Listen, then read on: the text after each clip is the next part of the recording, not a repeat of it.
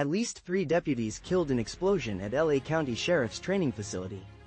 A devastating explosion at the Los Angeles County Sheriff's Department's Biscayne Training Center claimed the lives of 3 deputies Friday morning. The blast occurred around 7:30 a.m. while deputies were handling unexploded ordnance recovered from a previous bomb call. One other person sustained injuries and was transported to a hospital. Initial reports suggest the deputies were moving the ordnance when it detonated.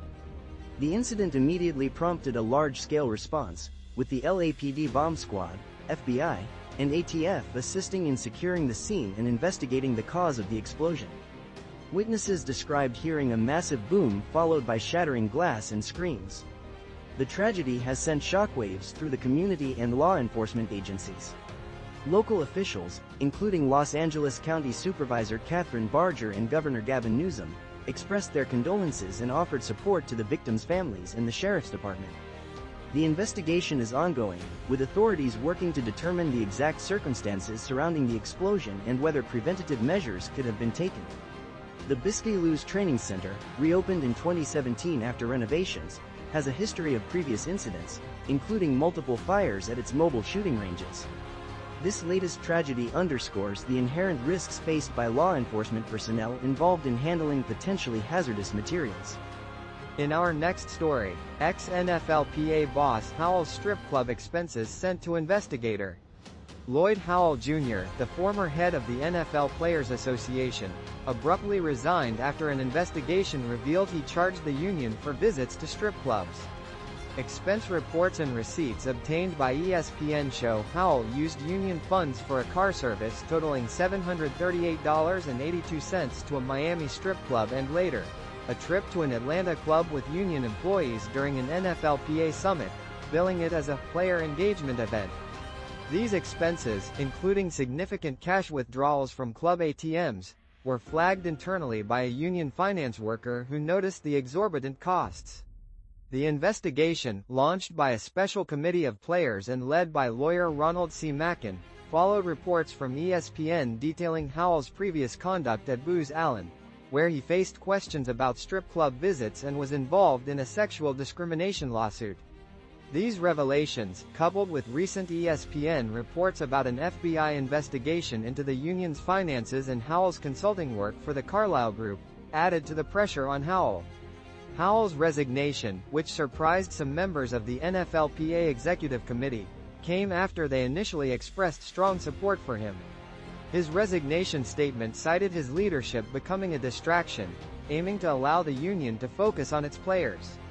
Legal experts have commented that the expense reimbursements are questionable under federal labor laws designed to protect union members' dues.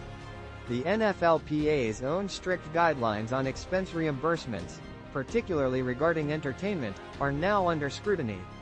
While there are no specific exclusions for strip clubs, the incident has raised serious concerns about the union's oversight and spending practices, prompting calls for a review of existing policies. In our next story, Trump admin squanders nearly 800,000 vaccines meant for Africa, report. Millions of doses of Mpox vaccine pledged to African nations are nearing expiration, rendering them unusable. Nearly 800,000 doses promised by the U.S. as part of a larger international effort to combat outbreaks are set to expire within 6 months, making them ineligible for shipment. This leaves a significant shortfall in the promised aid. The United States has only delivered a fraction of its pledged 1 million doses, with a mere 91,000 doses reaching their destination so far.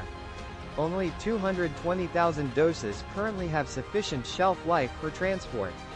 According to Africa CDC, vaccines require a minimum 6-month shelf life before shipment to guarantee arrival in optimal condition and allow for efficient vaccination programs.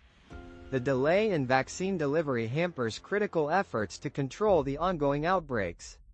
The delayed vaccine shipments are reportedly linked to previous cuts to foreign aid programs and the restructuring of the USAID under the previous administration, impacting the timely distribution of crucial medical supplies.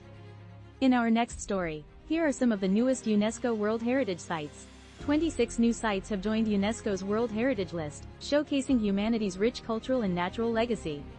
This year's editions include diverse locations reflecting global history and biodiversity, from the grand palaces of Germany's Mad King Ludwig II, a testament to extravagant fantasy, to the poignant memorials to the Cambodian genocide, serving as a stark reminder of a tragic past. Among the remarkable sites are the imperial tombs of China's Xixia dynasty, a sprawling necropolis revealing the dynasty's significant role along the Silk Road, and the submerged remains of 17th-century Port Royal, Jamaica, a once thriving port city that played a crucial role in transatlantic trade, including the enslavement of Africans. The Bijagos archipelago off the coast of Guinea-Bissau also earned recognition for its exceptional biodiversity, boasting a vibrant ecosystem teeming with endangered species. These diverse additions underscore the importance of preserving our global heritage for future generations. The committee also expanded 2 existing World Heritage Sites, extending Vietnam's Phong Nha Bang National Park into Laos and South Africa's Asimonaliso Wetland Park into Mozambique, highlighting cross-border collaborations in conservation efforts. In our next story, SpaceX worker injury rates at Starbase outpace industry rivals.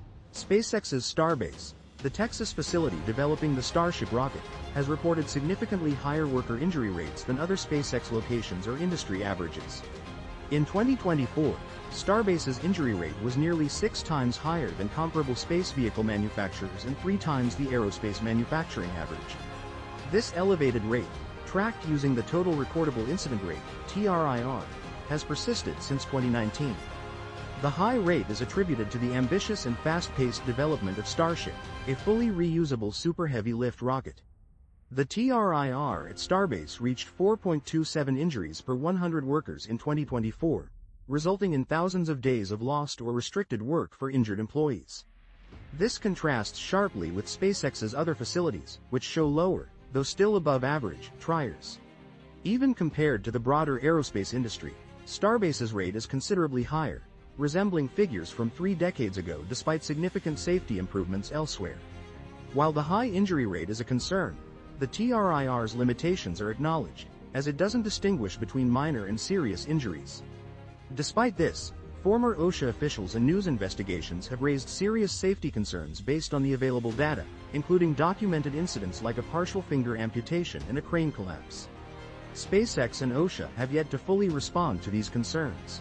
NASA, a major stakeholder in Starship's development, acknowledges the need for safety and maintains contact with SpaceX, but the consistently high TRIR at Starbase, while alarming, does not automatically trigger contractual penalties with the agency. Nevertheless, Starbase's injury rate remains the highest among operational rocket manufacturers, significantly exceeding those of competitors like United Launch Alliance and Blue Origin.